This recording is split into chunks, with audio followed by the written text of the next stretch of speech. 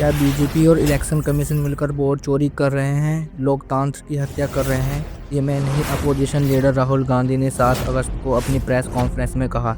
आइए समझने की कोशिश करते हैं इसके पीछे की वजह। जांच ने 5 तरीके की चोरी पकड़ी है। डुप्लीकेट वोटर, जिसका मतलब एक वोटर के नाम वोटर लिस्ट में अनेक जगह आ रहे हैं। फेक एड्रेस, मतलब एड्रेस है ही नहीं या फिर house number 0। Bulk voter in single address, मतलब एक छोटे से घर में 40, 50, 60 लोग रह रहे हैं। इनवैलिड फोटोज, छोटी सी फोटो है या फिर फोटो ही नहीं है, और वो जो छोटी फोटो है वो दिखती भी नहीं है। कौन है, किसका चेहरा है, नहीं पता लग सकता। Misuse of form 6। Form 6 first time voters के लिए होती है, मतलब जिनकी एज 18-20 साल की हो, मगर वोटर लिस्ट में 90 साल के लोग फॉर्म 6 का प्रयोग कर रहे हैं। चुनाव में 6,50,000 वोटर थे, उसमें से 1 लाख चोरी के थे। अब मैं आपको 5 उदाहरण देता हूं। ये देखिए गुरकीरत सिंह डांग, इसका नाम 4 अलग अलग बूथों पे आता है। ये कैसे हुआ और क्यों हुआ? नमस्कार दोस्तों, 7 अगस्त 2025 को राहुल गांधी ने एक प्रेस कॉन्फ्रेंस की जिसमें उन्होंने ईसी पर वोट चोरी का आरोप लगाया है। उन्होंने कहा है कि ईसी बीजेपी के साथ मिलकर वोट चोरी कर रही है। उन्होंने बताया कि 1 लाख से ज़्यादा फेक वोटर हैं। So now we're going to go into the details and we're going to show you how this was done. Here is duplicate voter. There are 11,965 voters of this type. This is a gentleman called Gurkirat Singh Dang.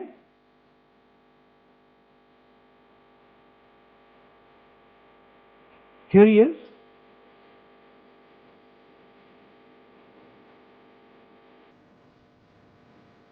Can you zoom in? Gurkirat Singh Dang appears once,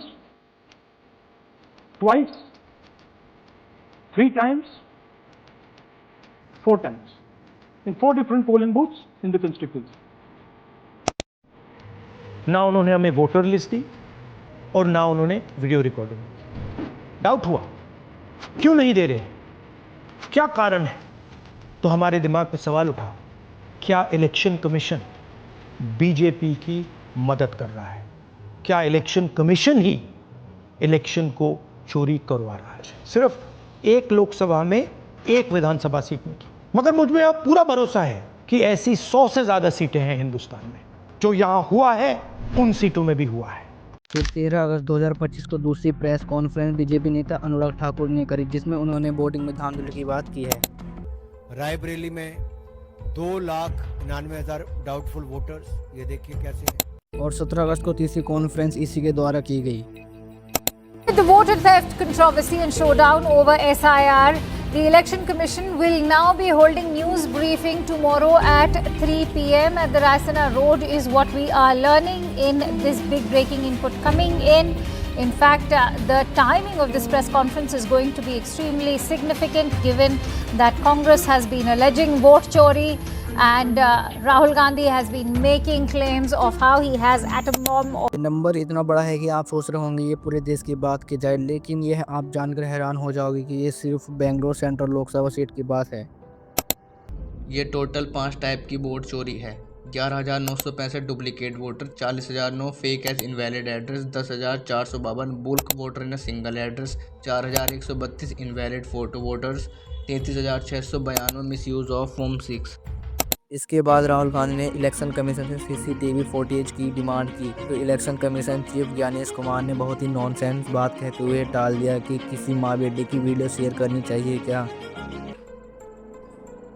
क्या अपनी माताओं, बहुओं, बेटियों सहित किसी भी मतदाता की CCTV वीडियो चुनाव आयोग को साझा करनी चाहिए क्या?